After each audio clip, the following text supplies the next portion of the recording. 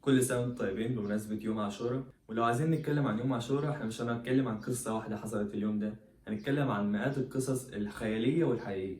نبدأ بأول قصة: اليوم الذي قتل فيه الحسين بن علي حفيد النبي عليه الصلاة والسلام في سنة 61 هجري. ومش هو بس، ده هو واخواته العباس وعبد الله وجعفر وعثمان وولاد اخوه الحسن القاسم وابو بكر وعبد الله وبنو عقيل جعفر وعبد الرحمن وعبد الله ومحمد. ودلوقتي في اختلاف، انا مش هتكلم عن اليوم ذات نفسه عشان في الحضارة عمل حلقتين عن الموضوع ده، فهتكلم دلوقتي عن يوم عاشوراء ليه بيحتفلوا بيوم عاشوراء. دلوقتي في اختلاف عن رأس الحسين راحت فين. فالناس بتقول ابن زياد خدها من الكوفة ليزيد في الشام. صحيح البخاري عن أنس بن مالك: أتى عبيد الله بن زياد برأس الحسين عليه السلام فجعله في طست، يعني حط راسه في الطين، فجعل ينكت، يعني بيضربه في اسنانه وهو ميت. وقال في حسنه شيئا فقال: أنس كان أشبههم برسول الله عليه الصلاة والسلام، وكان مخطوبا بالوسمة، يعني كان شكله حلو. وروايات تانية بتقول إن فاطمة بنت الحسين دخلت على يزيد وقالت: يا يزيد بنات رسول الله سبايا، فقال لها: بل حرائر كرام، ادخلي على بنات عمك تجريهن كان فعلت ما فعلت.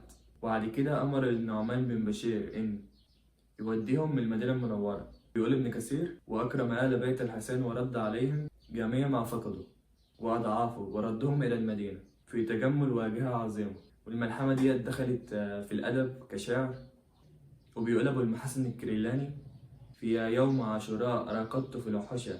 الحشا يعني أعماق النفس، من الحزن نيرانا مدى الدهر لا تخبو.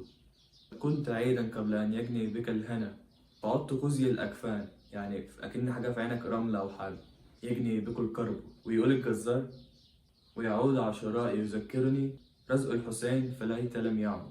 رزق يعني المصيبة الكبيرة، مصيبة الحسين. وبيقول بعد كده الشريف الرضي: أي اليوم أدمى المدامع فيه، حادث رائع وخطاب جليل. رائع كانت ساعتها مصيبة، حاجة فاجعة. يوم عاشوراء الذي لا أعان قال صاحب فيه ولا أجار القبيل. كان لوحده ساعتها وما كانش معاه حد. بيقول الشريف المرتضى: أي يوم عاشوراء كم من فجيعة، على اللغر إلى الله نزولا. نزولا يعني نزلت الكارثة ساعتها. اللغر يعني في جبهته كان بياض. وبيقول صفي الدين الحلي: يا ابن الأئمة والقوم الذين سموا على الأنام فكانوا للهدى علما. نخلص من القصة ديت ونشوف قصة موسى وفرعون.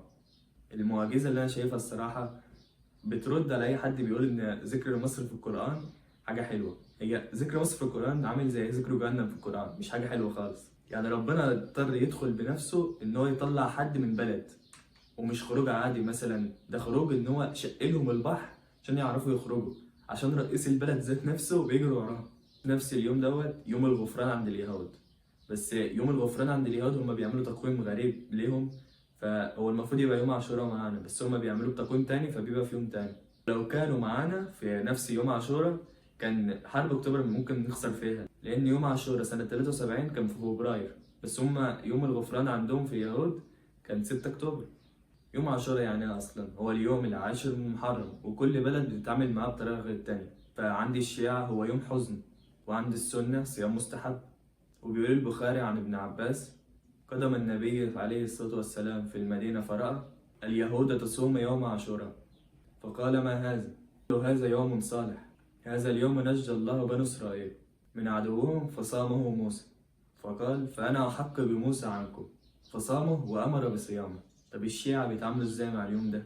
بيعملوا مجالس عزاء، وبيتعمل محاضرات لعرض قصة الحسين من خلال خطيب، والناس بقى تيجي تبكي، وبعد البكا يجي اللطم، ويقعد الردود يقول مراسي زي اللي يعني اكن واحد وسط كل دوت بيقول مراسي عن اللي حصل، ودق طبول وغيره. وبيعملوا مواكب لزيارة القبة الحسينية في كربلاء، وبيلبسوا سويد وبيلطموا هناك.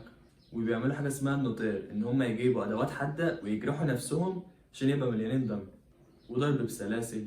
وده بيحصل في بلاد كتيرة زي العراق ولبنان وغيره. وبيقعدوا يعملوا كده لغاية 20 صفر، بيقعدوا كده 40 يوم. والصيام عندهم مية بس.